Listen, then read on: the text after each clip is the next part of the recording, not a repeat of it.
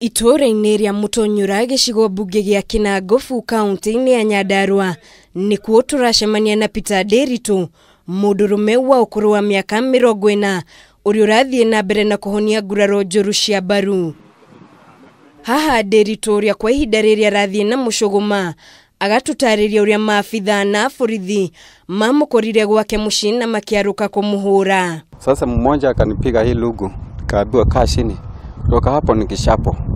Kijaribu kutoka kwa mlango, hao ili wanasukuma wengine waili wako mbele. Huyo mmoja alikuwa pande ile, nikajishikilia kwa mlango hivi. Ndio alinichapa na bunduki pande hii. Nikaashilia sasa nikakosa nguvu. Akanibemba, akaniweka kwa Land Cruiser. Nderitu ataririe ni makoretwo na ngucanio cia kimuciĩ, na hau niho mutumia atacukirie ikinya ria kumwitira maabitha borithi aria mokire nginya kwao muciĩ na makimuhura kamwira mamutwarite ceceni-inĩ ya borithi. Bakini accuse ati na threaten bibi yangu.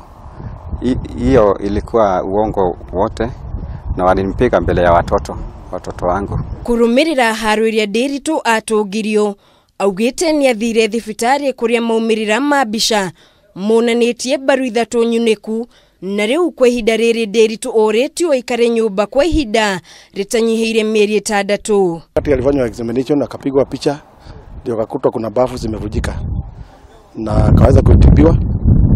Kichwa nayo ilikuwa imefura pande moja ya kichwa na ilikuwa inatoa damu ndani.